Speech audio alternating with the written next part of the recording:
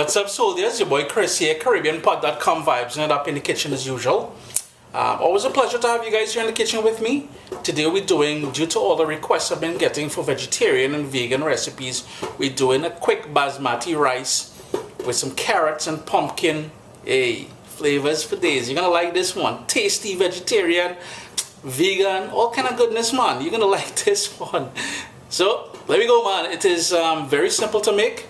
And as I said, we're using your rice cooker, so set it, forget it, and enjoy. Vibes it up. I've got a saucepan on a medium heat, and I'm going to go in with about a tablespoon of olive oil. And to that, I'm going to add one diced onion. That's a small onion.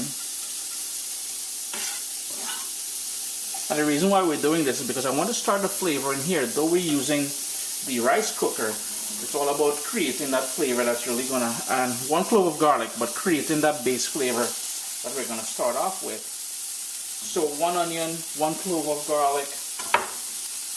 I've got here one scallion that I roughly chopped up. Gonna move that around a little bit. Turn my heat down to low, and I'm just gonna let that sweat for about 3 minutes. Next up, I'm going to go in with a pinch of salt, some black pepper,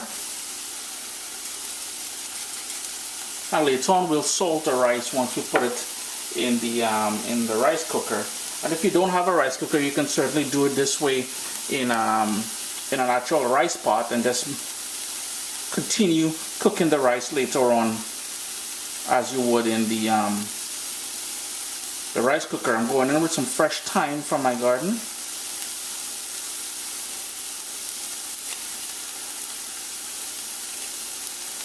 The sort of tough stems I'm not going to put in there, but you really want this to sweat down now. My heat is still on low.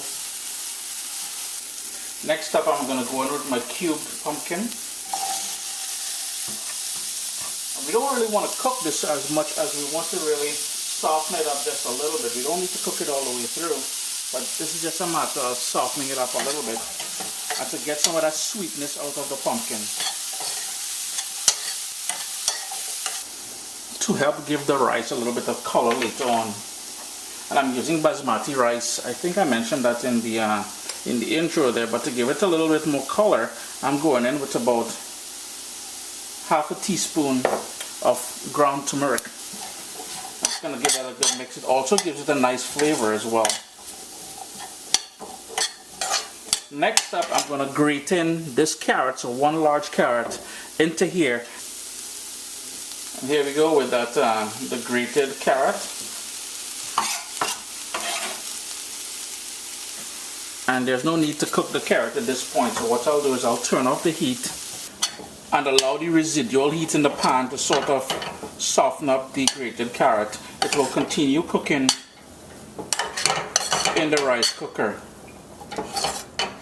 Just want to make sure we pick up all that turmeric and all them other flavors on the bottom of the pan here. So just set that aside for a couple minutes, and then we'll, in the meantime, I'm just going to go wash the rice.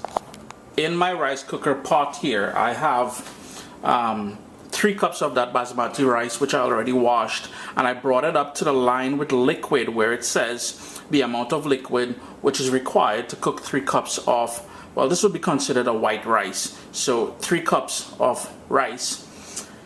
And you need to do it like this because now we're going to go in with some salt, and we're going to add the sort of carrot and pumpkin mixture that we have. And that's why it's important to bring up your water level to the point where it says first, because if you add this to the pot, you won't be able to calculate the amount of water you'll need. If you wanted to add some dried fruit to this, so like cranberries or cherries or anything along those lines, it would be superb to give this a little bit more flavor. Now, I'm doing this vegetarian, and I assume this would be considered vegan as well.